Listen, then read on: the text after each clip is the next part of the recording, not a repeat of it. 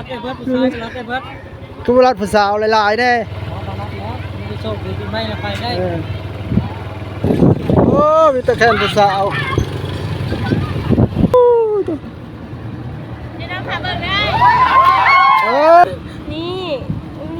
ใช้ฟิลเตอร์ให้เด้อเดี๋ยวเราไปเบิ่งตายแล้วลงคุยน้องติดตามอยู่ซื้อยังไงน้องนะซื้อพลอยโอ้ซื้อพลอยก็คือยังโอ้ตัวผู้สาวเนาะโอ้ผู้สาวพ้นเรือว้าวโอ้พระแป๊กกระเด็นวันผู้สาวคือโบราณไว้นะภาษาประโยคไอ้ประโยคป้าแป๊กเลยโอ้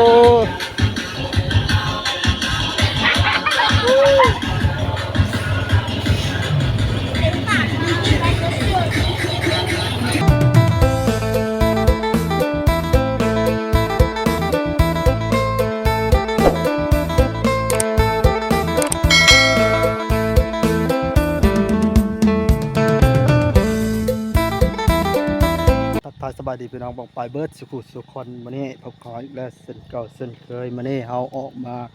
หาเลาะถ่ายคลิปแถวเขตทางเล็กซิปพี่น้อง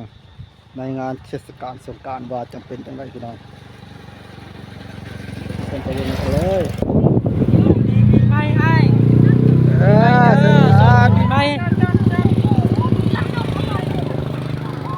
คือบุรัดผู้สาวไว้เน่ก็รักได้เบิดผู้ชายก็รักได้เบิดคือบุรัดผู้สาวหลายๆแน่มารักแล้วมีโชคดีปีใหม่ไปได้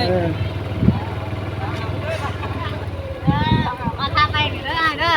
เอาท่านะปีใหม่คือการซ้ำสิทอดเนาะ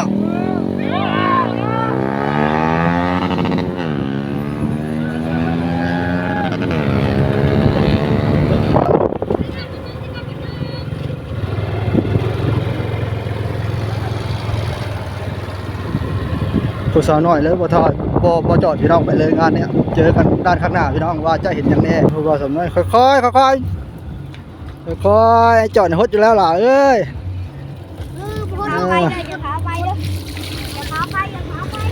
พอจังไว้ฮดนะปืนพอจังไว้ปืนตื่นโทรศัพท์ไหม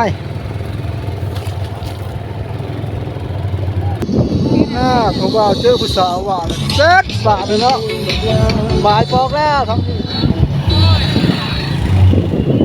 โอ้ด้านข้างหน้าพี่น้องนี่ผู้สาวน้อยเกี่ยวมาแต่คนผู้บ่าวโอ้ยพลาดงานนี่ผู้สาวสำน้อยคนสว่างด้านข้างหน้าก็คือด้านมีแต่ผู้บ่าวเลยพี่น้องเอ้ยหน้าเจอกับผู้แม่ผู้สาวสุดยอดครับท่านสาวสำน้อยโอ้มีแต่แค่ผู้สาวน่านบ้านเนี่ยเจอผู้สาวข้างงานเนี่ยนะตัวบ้านผู้สาวสับน้อยบ้านปู๊เดี๋ยวเราพาเบิกได้นี่ใช้ฟิลเตอร์ให้เด้อเดี๋ยวเราไปเบิ่งตายแล้วลงคุยน้องติดตามอยู่ซื้อยังไงน้องนะซื้อพลอยโอ้ตัวพลอยพอยพ้นสว่างเนาะตัวเปียกเลยตายบ้านทางนี้ก็เปียก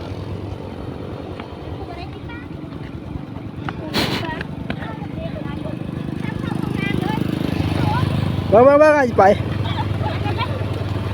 ค่อยน้อยว่าสำน้อยพ้นสว่าง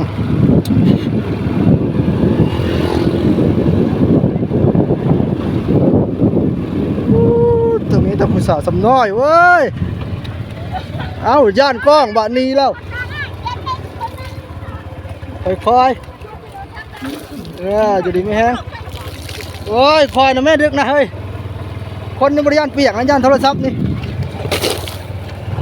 จอดในโทษแห้งเฮ็ดใช่ไร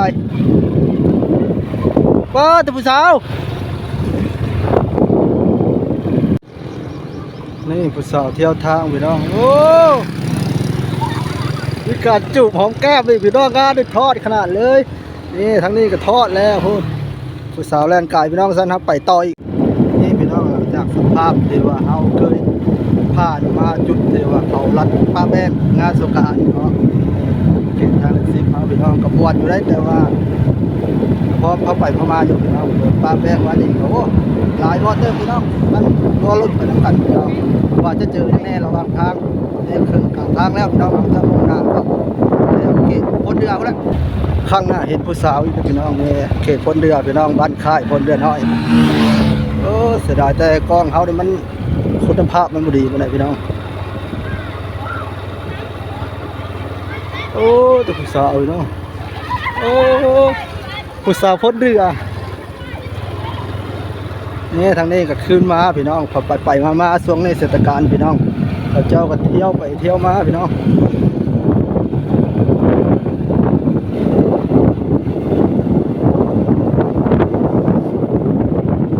ว้าวมาแข่งนี่ว้าวว้าวเป็นไงป้าแป๊ก โอ้เขาแป้งกระดิ่งกันภาษาคุณบรัดไว้นะ ภาษาบ่โยให้บ่โยป้าแป๊กเลย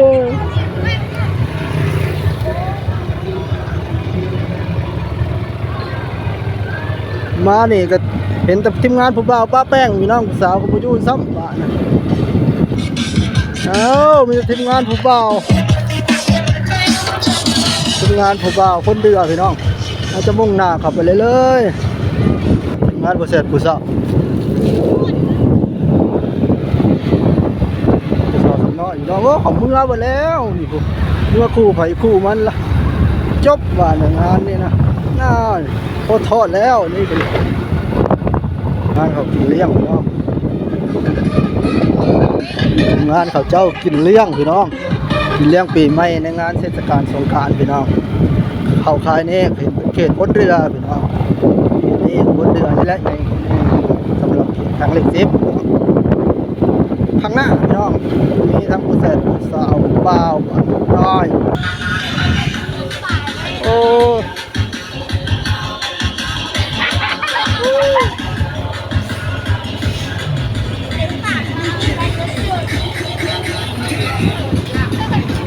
มาในอัดสามเลยพี่น้องนี่พี่น้องตัดภาพมานี่เขาก็ออกมาแถวเขตบ้านเดือน้อยเนาะเป็นชุดทีมงานเทวาเขาเจ้ามาแต่ริมคุณพินนะครูพี่น้องมีแต่ครูบ่าวทั้งนั้นแข่งนี่แข่งครูบ่าวพี่น้องแข่งแสดงทั้งนั้นเลยครูบ่าวสรุปหน้าต่อไปพี่น้องว่าจะเห็นยังไงระหว่างทางไปตรงนั้นเลยพี่น้อง